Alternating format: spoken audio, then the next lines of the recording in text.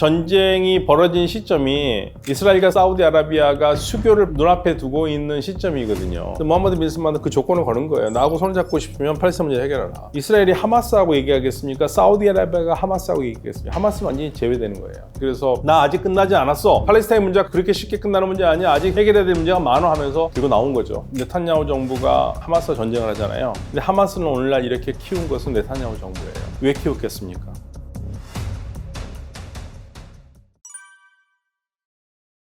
네, 안녕하세요. 서강대 유노메나연구소의 박현도입니다. 하마스가 도발을 했고 이스라엘이 응징을 하는 단계고요. 지금 현재로서는 하마스의 근거지인 가자 지구에 지상 병력을 투입하기 바로 직전입니다. 그래서 만약에 지상 병력이 투입을 하면은 이스라엘군이 하마스와 시가전을 벌일 가능성이 크고요. 그래서 상당히 많은 피해가, 이스라엘군도 피해가 있을 거고 또 하마스만 뽑아서 응징할 수가 없기 때문에 당연히 민간인 피해가 늘어날 수밖에 없는 그러한 상황이라서 국제사회가 우려하고 있는 중이죠. 팔레스타인과 이스라엘과 사이가 안 좋았다라는 거는 우리가 그 연원을 유럽에서 박해를 받던 유대인들이 이렇게 살 수는 없지 않느냐 해서 시작한 운동이 시온주의 운동이고요. 시온이라는 말은 예루살렘을 가리키는 말이거든요. 그래서 예루살렘으로 돌아가는 운동이죠. 근데 사실 1897년에 세계 시온주의자 연맹이 만들어졌을 때 시온주의자 연맹을 만들었던 유대계 오스트리아인인 테오도르 헤르슬은 반드시 예루살렘만을 고집하지는 않았어요. 박해받는 유대인들이 안전하게 살 수 있는 곳이라면 어디든지 가겠다. 그래서 영국 정부하고 우간다까지도 얘기했었고, 그런데 결국엔 우간다는 예루살렘으로 가야 된다는 사람들 압력에 못 이겨서 결국에는 철회가 됐고요. 궁극적으로 예루살렘으로 돌아가자는 건데 1897년 시온주의자 세계 연맹이 만들어졌을 때를 기준으로 한다면 당시에 예루살렘 쪽에 살고 있었던 팔레스타인에 살고 있었던 아랍인들과 유대인의 차이는요. 아랍인들이 96%, 유대인들이 4%였죠. 거기서부터 시작된 거예요. 그러니까 만약에 테오도르 헤르슬의 생각대로 안전한 곳이면 어디든지 갔으면 되죠. 다른 사람이 없는 곳으로. 근데 여기는 시온주의해서 예루살렘으로 돌아가자고 그랬었을 때는 거기에 아무도 살지 않았으면 아무 문제가 없는데 이미 사람이 살고 있었던 거죠. 그 부분이 모든 문제의 시작입니다. 유대인들이 사실 가장 가까운 과거로 치면은 70년에 로마에 패배하면서 예루살렘에서 쫓겨나기 시작했거든요. 그때부터를 우리가 보통 유대인들의 디아스포라라고 얘기를 하는데 무슬림들이 예루살렘을 점령한 것은 638년이에요. 아랍인들이. 유대인들이 남긴 기록에 따르면 아랍인들이 예루살렘을 다스렸었을 때 유대인들은 문제없이 거기서 살 수 있었어요. 로마인들이 다스릴 때, 크리스찬들이 다스릴 때는 못 살았습니다. 그 말은 2000년 동안 떠돌아다니긴 했지만 그렇지만 예루살렘에 있었던 유대인들 그리고 거기에 들어온 유대인들은 문제없이 살았다는 얘기예요. 그래서 아랍인들 때문에 못 살았다는 말은 할 수가 없어요. 우리 기록으로 남아 있습니다. 그런데 이제 문제가 되는 거는 유럽 쪽에 있었던 유대인들이 문제가 되죠. 특히 독일과 동유럽에 있었던 유대인들이 박해를 많이 받았어요. 특별히 많이 받았던 곳이 러시아고요. 그리고 독일에서도 유대인들에 대한 질시, 그 다음에 분노, 미움이 가득해서 심지어는 당시 유대 학자들이 뭐라고 그랬냐면 독일인들의 가슴 깊이 새겨진 반유대 감정은 도저히 극복할 수 없는 거라고 할 정도로. 그래서 이들이 시온주의를 주창하면서 나오고 싶어 했죠. 팔레스타인이라는 것은 지역 이름이죠. 하마스는 조직 이름입니다. 하마스라는 조직은 이름부터 하면은 이슬람 저항 운동이라는 아랍어의 앞자만 딴 거예요. 약자입니다. 약자를 이름처럼 대고 이게 일반 명사로는 열정이라는 뜻이 있어요. 강력한 그런 의지가 있는. 그런데 조직은요. 1928년에 이집트에서 결성된 무슬림 형제단이라는 조직이 있습니다. 당시 이집트가 말은 독립이지만 영국이 좌지우지하고 있었던 때고요. 그래서 영국 제국주의에서 벗어나고 이집트의 독립이 아니라 무슬림의 독립을 꿈꿨던 그룹이에요. 이 무슬림 형제단이 1928년에 이집트에서 만들어져서 중동 전체에서 선풍적인 인기를 끌었고요. 지금도 굉장히 번창하는 조직인데 이 조직에 팔레스타인 지부가 있었고 그 팔레스타인 지부에서 시작된 게 하마스입니다. 이슬람 운동이에요. 그래서 이거는 무슬림들이 살아가는 나라를 만드는 거고, 그게 이제 무슬림 형제단에서 받은 하나의 DNA고, 거기에 팔레스타인이라는 독특한 지역적 특징 때문에 팔레스타인 민족주의가 결합된 팔레스타인 해방운동이죠. 근데 이거는 단순하게 팔레스타인 해방이 아니라 해방된 팔레스타인이라는 국가는 이슬람 국가여야 됩니다. 종교적 색채가 강하고요. 그리고 또 하나의 특징은 이스라엘을 인정하지 않아요. 그래서 많은 사람들이 여기서 이제 혼동하지 마셔야 될 게, 지금 하마스가 중심이 되고 있는 게 전쟁이 벌어지고 있는 가자거든요. 가자 지역에 있는 하마스는 가자를 실질적으로 통치하고 있는데, 하마스가 생각하는 팔레스타인 독립국가는 이스라엘을 완전히 쓸어버리고 그 위에 전통적으로 말했던 팔레스타인이라는 전체 영토에다가 팔레스타인 국가를 세우는 겁니다. 반면에 요르단강 서안에 있는 팔레스타인 자치정부는 파타라는 정파가 지금 장악하고 있는데, 거기는 이스라엘과 공존을 얘기해요. 그러니까 좀 다르죠. 그리고 거기는 세속주의예요. 이슬람 국가가 아니라 세속주의 국가입니다. 근데 사실은 한 나라여야 되는데, 하마스가 2006년에 선거에 처음 출전하거든요. 근데 거기에서 승리를 해요. 그러니까 득표율은 44대 한 41 정도 되는데 의석수가 더 많았습니다. 30석 정도가 더 많아요. 왜냐면 가자를 거의 휩쓸어 버렸기 때문에. 그래서 실질적으로 여기가 이제 집권당이 된 건데, 둘이 연정을 했죠. 근데 워낙 서로가 생각이 다른 사람들이기 때문에 결국에는 2007년에 전쟁을 했고, 그냥 싸운 게 아니라 전쟁을 했어요. 그러면서 둘이 완전히 갈라져서 하마스는 가자, 그리고 요르단강 서안 지역은 또 파타가 이끄는 실질적으로 두 개의 조직체가 나눠졌죠. 팔레스타인이라는 자치정부가 나눠져 버린 겁니다. 둘이 투쟁 노선이 다릅니다. 하마스가 처음 시작한 게 1987년에 팔레스타인 사람들이 이스라엘의 압제 정책에 도저히 못 살겠다 하면서 민중 봉기를 일으키거든요. 그걸 우리가 인티파다라고 그러는데, 제1차 인티파다를 했던 1987년 그 12월 달에 하마스가 처음 만들어지는데, 하마스는 만들어질 때부터 비판의 대상이 파타가 이끌고 있는 PLO, 팔레스타인 해방국이에요. 해방기구를 비판했습니다. 제대로 된 독립운동 못하고 있다고. 색깔이 완전히 달라요. 처음부터 시작 때부터 달라진 거죠.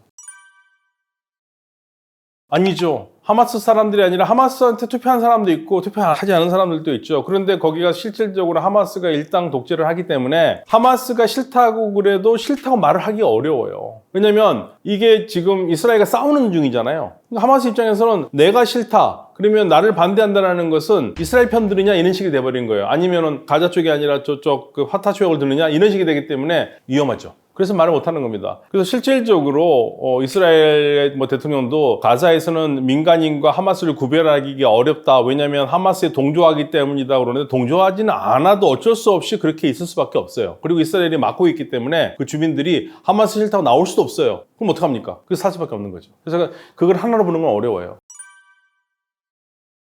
정확한 표현이에요. 사실 그걸로만 많이 합니다. 왜냐면 우리가 부산같이 바다가 있는 곳이 가자거든요. 근데 거기에서 먹고 살기 위해서 배를 타고 나가서 고기라도 잡아야 되잖아요. 못 나갑니다. 이스라엘군이 막고 있어요. 그러니까 해상으로도 봉쇄되어 있고요, 육상으로도 봉쇄되어 있고 하늘로도 봉쇄되어 있어요. 그럼 어디 나갑니까? 그래서 저는 감옥도 감옥이지만은 요즘같이 전쟁할 때는 저는 그런 표현 씁니다. 도관에 든지. 어디 갈 데가 없어요, 이 안에서. 굉장히 비인간적이죠. 이스라엘이 여기를 사실 점령하고 통치를 했어요. 2005년까지. 그리고 안에는 이스라엘 사람들의 정착촌도 있었는데 다 넘겨주고 이스라엘은 다 나왔습니다. 그 다음부터는 이제 팔레스타인 자치정부의 권한이 되는 건데, 문제는 이스라엘의 네타냐후 정부가 대체적으로 그러는데요, 보수라고 하는 정부에서 실질적으로 지금 네타냐후 정부가 하마스와 전쟁을 하잖아요. 근데 하마스는 오늘날 이렇게 키운 것은 네타냐후 정부예요. 왜 키웠겠습니까? 갈라놔야죠. 만약에 가자에도 파타 정부가 있고 상강에도 파타 정부가 있어서 하나가 된다면 아무래도 이스라엘에서는 불편하겠죠. 그냥 갈라놔야 되는 겁니다. 이의제의하는 거예요. 서로 사이 나쁜 게 만들어 놓고. 그래서 하마스는 사실상 키운 거는 이스라엘 정부라고도 할 수 있죠. 먼저 공식적인 입장을 말씀을 드리면요, 하마스 쪽에서 왜 이번에 전쟁을 했느냐, 일단 16년 동안 지금 가자 지구를 봉쇄하고 있거든요. 거기에 대한 분노, 그리고 네타냐후 정부가 들어서면서 특히 이 정착촌, 불법 정착촌이 늘어나고 있어요. 서안 지역이 팔레스타인 사람들이 사잖아요. 그럼 팔레스타인 사람들만 있을 거라고 생각하는데 그러지 않아요. 이스라엘 사람들이 있어요. 그럼 이스라엘 사람들이 왜 있느냐? 거기에 정착촌을 지었어요. 근데 그건 국제법적으로 위반이에요. 국제법에서 안 되는 겁니다. 그러니까 쉽게 말하면 동네에다가 알박기를 한 거하고 똑같아요. 근데 그거를 못 드러내요. 국제법에 있어서 국제법 위반인데 말 안 들어요. 그러니까 이제 지금 요즘 나오는 얘기가 하마스 국제법 위반하는 거는 그렇게 비판을 많이 하면서 왜 이스라엘 이스라엘이 국제법 위반한 건 그동안 수십 년 동안 해왔는데 아무 말 못하느냐 뭐 그런 얘기가 비판도 많은데 정착촌을 만들면은 주변에 또 팔레스타인 사람들이 있잖아요. 사람들 막 때립니다. 팔레스타인 사람들 아무 이유 없이 차에다 불 지르고. 근데 그걸 경찰이 제지하질 않아요. 분노가 안 나오겠습니까? 거기다 알 아크사 사원이라고요. 예루살렘 성전산, 유대인들이 신성하게 생각하는 성전산을 이미 뭐 로마가 다 박살을 냈었고 그거를 이제 7세기부터 무슬림들이 깨끗하게 정리해가지고 성전으로 만들어서 쓰고 있는데 그 아크사 사원을 갖다가 뺏어오고 싶어서 거기 계속 폭력 사태가 일어나요. 그래서도 안 되는 거거든요. 다 협의 위반이거든요. 그런데도 뭐 현 정부가 아무것도 안 하고 있으니까 그걸 응징하러 갔다고 얘기를 합니다. 그래서 이제 그 작전명도 아크사 홍수 작전이라고 그러거든요. 그런데 이제 이 전쟁이 벌어진 시점이 이스라엘과 사우디아라비아가 수교를 눈앞에 두고 있는 시점이거든요. 사우디아라비아보다 이스라엘이 더 하고 싶어 해요. 사우디아라비아는 아쉬운 사람이 떡 하나 더 줘야 된다고 이스라엘한테 팔레스타인 문제 해결해라. 팔레스타인 문제를 해결해야지만 내가 너하고 손을 잡을 수 있다는 얘기한 거거든요. 이 팔레스타인 문제는 굉장히 우리로 치면 남북 문제하고 똑같아요. 네, 제일 중요한 문제입니다. 그러면 대화를 하고 푼다면은 이스라엘이 하마스하고 얘기하겠습니까? 사우디아라비아가 하마스하고 얘기하겠습니까? 하마스는 완전히 제외되는 거예요. 그러니까 제외되는 거에 대한 분노가 있죠. 그래서 나 아직 끝나지 않았어. 그리고 팔레스타인 문제가 그렇게 쉽게 끝나는 문제 아니야. 아직 해결해야 될 문제가 많아 하면서 들고 나온 거죠. 그러면서 이스라엘과 사우디아라비아 손잡는 걸 방해를 하고 자기가 건재하다는 걸 보여주고 팔레스타인 문제가 얼마나 중요한지를 세계에 보여주고 싶은 여러 가지 포석에 깔려 있어요. 그러니까 뭐 주변에서는 그래서 이란이 뒤에 있는 게 아니냐. 근데 이란은 부수적으로 하마스의 도움을 받은 거죠. 그렇지만 이란이 굳이 뭐 그걸 시키지 않아더라도 하마스도 그걸 해야 되는 상황에 놓여 있기 때문에 굳이 이란까지는 뭐 우리가 끌고 들어가지 않아도 쉽게 답은 볼 수 있습니다. 어쨌든 간에 지금 사람들이 전부 다 팔레스타인 문제가 여전히 복잡한 문제고 어려운 문제고 풀어야 되는 문제라고 다 인식하잖아요. 그러니까 하마스는 성공한 거죠. 그런 면에서는. 지금은요. 전 세계는 하마스를 테러 집단이라고 와고 부르지만 그러니까 이런 게 있어요. 전 세계적으로 하마스가 이번에 민간인을 죽여놔서 조금이라도 동정을 했던 사람들, 나라들이 전부 다 등을 돌렸잖아요. 그럼 아랍 사람들은 어떤 심정이겠습니까? 아랍 사람들도 하마스 강은 좀 심한 것 같은데 그런데 가만히 생각해보자. 이스라엘은 팔레스타인 사람들한테 더했다. 왜 더한 사람들은 전혀 얘기 안 하고 이번에 한 사람만 얘기했냐. 그런 심정이에요. 더군다나 이스라엘이 보복 공습으로 하면서 많은 사람이 아이가 죽었잖아요. 심지어는 뭐 거의 4,000명 가량이 죽었고 그러니까 그거에 대해서 적어도 무슬림들이라든지 아랍인들은 분노를 하고 있는 거죠. 가자 사람들에 대한 동정심 서한 사람들이 없겠습니까? 더군다나 지금 가자에서 나와가지고 서한 쪽에서 일하고 있는 사람들도 있거든요. 못 들어가고 있지 않습니까? 지금 자기 가족이 어떻게 되는지도 모르고 그러니까 사실은 동병상련 다 느끼고 있는 거죠. 자, 이 부분을 우리가 정확하게 해야 되는데요. 팔레스타인 지지가 하마스 지지가 아니에요. 무함마드 빈 살만이 얘기하는 것은 하마스 지지하지 않습니다. 팔레스타인 사람들의 고통에 참가한다는 거예요. 고통을 같이 느끼고 이 고통을 빨리 끝내고 싶고 팔레스타인 사람들이 나라를 만들고 싶고 그게 이제 무함마드 빈 살만이 얘기한 팔레스타인을 지지한다는 거지 하마스가 사람 죽이고 그렇게 하는 걸 지지한다는 건 아닙니다. 팔레스타인 사람들은 아랍어를 쓰지 않습니까? 아랍 데이라는 게 있죠. 팔레스타인 문제는요, 아랍 사람들이 팔레스타인에 대해서 이스라엘 편을 쓰면은 그 정권 오래 못 갑니다. 그거는 민족의 문제예요. 같은 아랍어를 쓰는 사람들에 대한 불쌍함이 깔려 있어요, 항상. 그동안 이제 너무 지지부진하니까 그렇게 도와줬는데 이거밖에 못하느냐에 대해서 이제 화는 나지만 그렇다고 해서 이스라엘 편을 들지는 않죠. 팔레스타인 문제에서. 사우디아라비아도 이스라엘과 손을 잡고 싶죠. 여러 가지로 발전을 할 수 있는 게 많으니까. 그러나 지금 현재 사우디아라비아 왕세자 무함마드 빈 살만의 아버지인 살만 국왕은 이스라엘과 수교에 관해서 이렇게 말했어요. 팔레스타인 문제가 해결되기 전까지는 이스라엘과 손잡아서는 안 된다. 그러니까 팔레스타인 문제가 그래서 그렇게 중요한 거예요. 근데 무함마드 빈 살만은 그 조건을 거는 거예요. 나하고 손을 잡고 싶으면 팔레스타인 문제 해결하라. 팔레스타인 문제 해결하라는 얘기는 팔레스타인 사람들이 인간의 존엄성을 누리면서 살 수 있게 하라는 거거든요. 지금은 그 상태가 아니거든요. 그래서 이 팔레스타인 문제는요. 단순하게 사우디아라비아는 사우디아라비아, 팔레스타인 외국의 문제가 아니라 이거는 전 아랍 세계의 공통적인 아랍의 문제예요. 그리고 이건 또 더 나아가서 이란 쪽은 아랍어를 쓰지 않는데도 이건 무슬림의 문제로 보는 거고 팔레스타인 문제를 무시해서는 어떤 나라도 그 정권이 안정적으로 가르치기가 어렵습니다. 특히 아랍 국가에서는. 네. 미국은 친이스라엘이죠. 그래서 친이스라엘이라서 이스라엘 편을 들지만 또 동시에 이스라엘이 계속 강경하게 나오면 긴장이 높아지잖아요. 그러면 미국도 그건 별로 좋아하지 않거든요. 그래서 이제 직접적으로 아예 그 공격하지 마라는 말은 못해요. 생각해보면 미국이 말을 못하는 이유 중에 하나가 미국도 9.11 때 바로 아프가니스탄 쳤잖아요. 거의 지금 이스라엘의 9.11이라고 얘기하는데 그럼 이스라엘이 대뜸 얘기하거든요. 그러면 당신네들은 9.11 할 때 뭐 했냐? 우리도 똑같다. 그러니까 말은 못하지만 미국도 간접적으로는 계속 하는 얘기가 가자를 점령하지 말아라. 그리고 전쟁에도 규칙이 있다. 3명 죽었으면 3명, 4명 죽었으면 4명 이렇게 해야지 3명 죽었는데 40명, 50명 뭐 이렇게 하지 말라 이거죠. 그래서 그러면서 슬슬 하는 얘기 전체적으로 마음속에는 아우 지상진 안 들어왔으면 좋겠는데 라는 생각을 하고 있는 것 같아요. 네, 중국, 러시아도 다들 그 지상전이 안 들어가길 바라죠. 그런데 이제 하나 다른 거는 중국과 러시아는 어떻게 얘기하냐면 팔레스타인 문제를 좀 더 깊게 얘기하거든요. 해결책이 뭐냐? 해결책은 결국에는 두 국가로 가야 되는 거고 러시아는 아주 재밌는 말합니다. 팔레스타인의 국가는 수도가 예루살렘이 돼야 된다. 1967년에 이스라엘이 기습 공격을 해서 땅을 많이 찾아갔거든요. 그 중에서 지금 나오는 얘기가 1967년 전쟁 이전에 국경이 있잖아요. 그걸로 돌아가자 이거죠. 근데 그 얘기는 뭐 그 전부터 많이 나왔는데 얘기가 안 되니까. 네.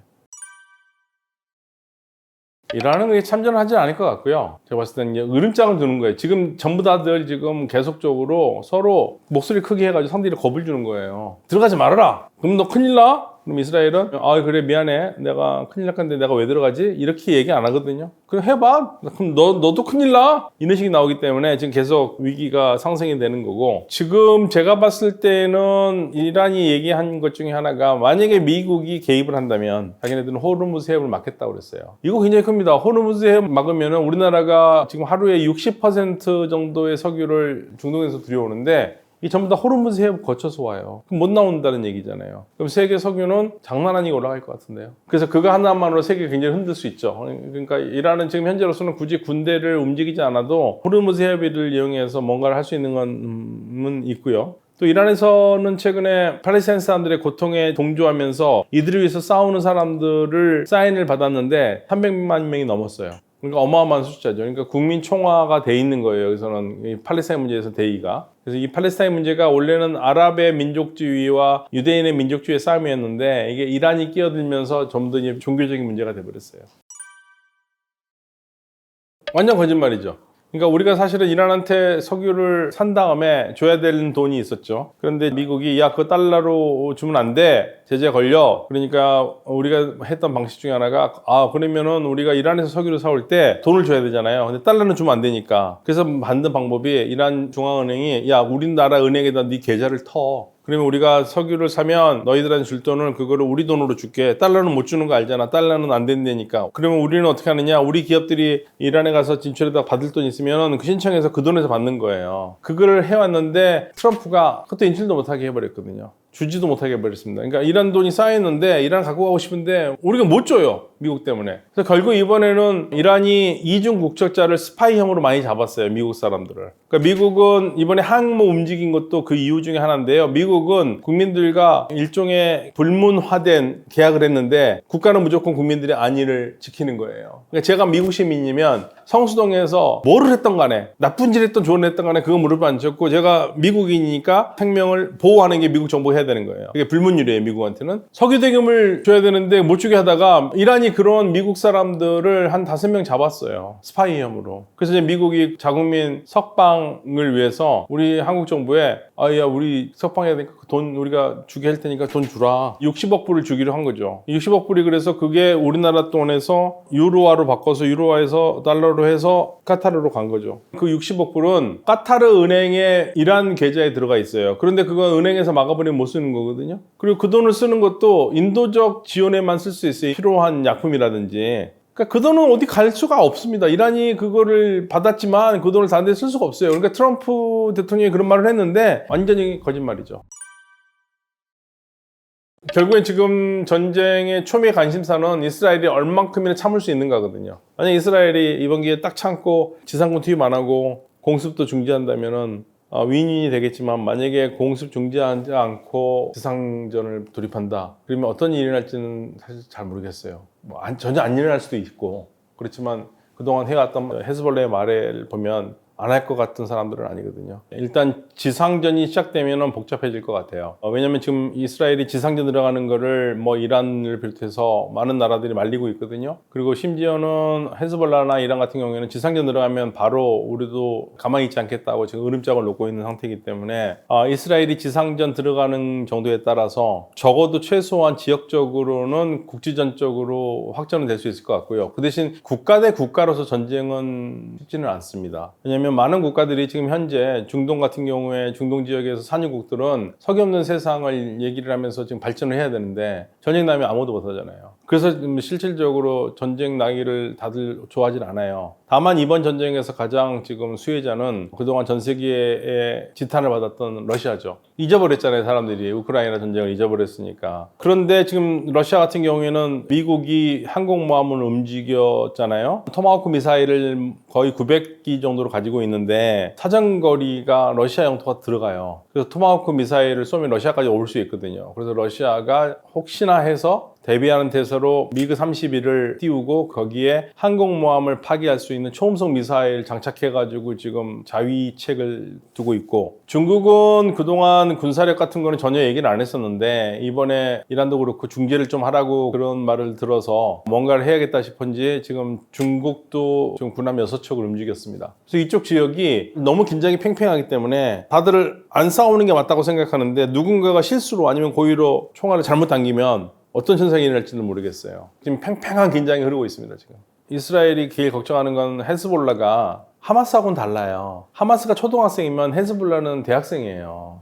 예를 들면 하마스는 로켓을 많이 날렸다고 그랬잖아요. 자기 말로 5,000발 날렸다고 그러지 않습니까? 5,000발 중에 제대로 된 로켓이 없어요. 다 자기들이 수공업 제작한 거예요. 모든 게 들어오는 게 막혀 있으니까. 그래서 로켓 한 발이 만드는데 한 $600 정도 들어요. 자, $600 대 이스라엘이 그 로켓을 막는 데 쓰는 아이언도맨 미사일은 얼마인지 아세요? $60,000예요. 돈만 봐도 차이가 나요. 그러니까 성능도 차이가 나고. 근데 헤즈볼라는 $600가 아니거든요. 그냥 정규군의 로켓과 미사일을 가지고 있거든요. 그래서 이 헤즈볼라를 상대하는 것은 하마스 상대하는 건 상대가 안 돼요. 그래서 이스라엘도 지금 고민이 깊을 겁니다. 역대 최대의 민간인들이 죽었으니까 무엇인가를 해야 되겠고, 근데 주변에서 말리고, 미국은 이스라엘이 자기들 스스로 방어할 권리가 있다고 하지만 미국도 내심 안 들어가길 바라거든요. 확전이 될 가능성이 있으니까. 그래서 지금 어떻게 될지 모르겠는데 하나 확실한 것은 역대 가장 오래된 전쟁이 50일이었으니까 최소 50일은 간다 이거죠. 지금 현재로 상황을 봤을 때는.